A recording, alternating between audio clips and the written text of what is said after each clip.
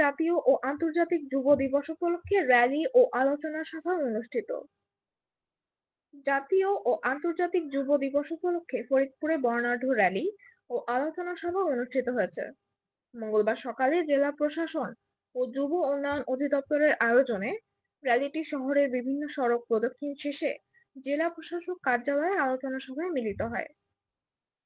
উপপরিচালক এএফএম মইনুল আহসানের সভাপতিত্বে ও সহকারী পরিচালক প্রশান্ত কুমার বারৈয়ের সঞ্চালনায় অনুষ্ঠানে প্রধান অতিথি ছিলেন জেলা প্রশাসক কামরুল হাসান মোল্লা।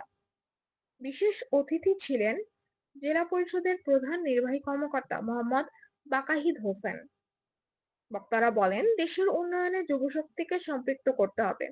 যুব উন্নয়ন অধিদপ্তরের প্রশিক্ষণ নিয়ে অনেক বেকার যুবক স্বাবলম্বী হয়ে অর্থনীতিতে অবদান রাখছেন।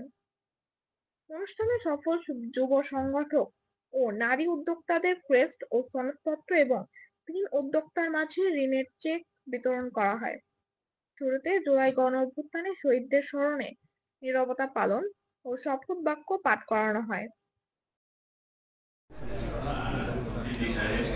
জেলা শিক্ষা অফিসার, জেলা মৎস্য অফিসার, অন্যান্য অফিসারবৃন্দ,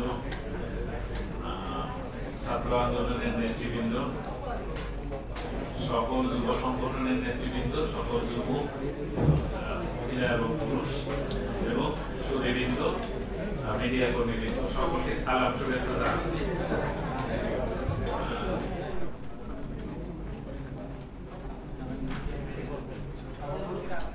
গণ আন্দোলনে গণ জোয়ারের রূপ নেয় এবং যার ফলশ্রুতিতে আমরা একটি নতুন বাংলাদেশ এবং একটি বৈষম্যহীন বাংলাদেশের স্বপ্ন দেখেছি এবং সেটি বাস্তবায়নের পথে ধীরে ধীরে অগ্রসর হচ্ছে।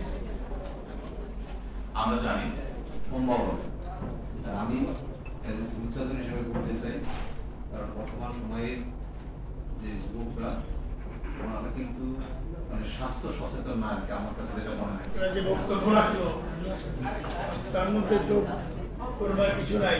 এই যুবকরাই আমাদেরকে বদলে দিয়েছে। এই হলে আসা আমার নিষেধ ছিল।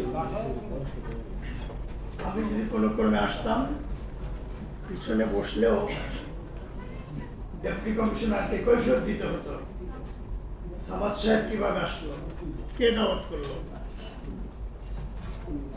সেই অবস্থা থেকে তো আমরা আমার নিজের কোনো যোগ্যতায় আজকে এখানে আসি নাই। আমাদের এই যুব সমাজ দেশটাকে পরিবর্তন করে দিয়েছে এবং আমূল পরিবর্তন করে দিয়েছে। সুতরাং বিভিন্ন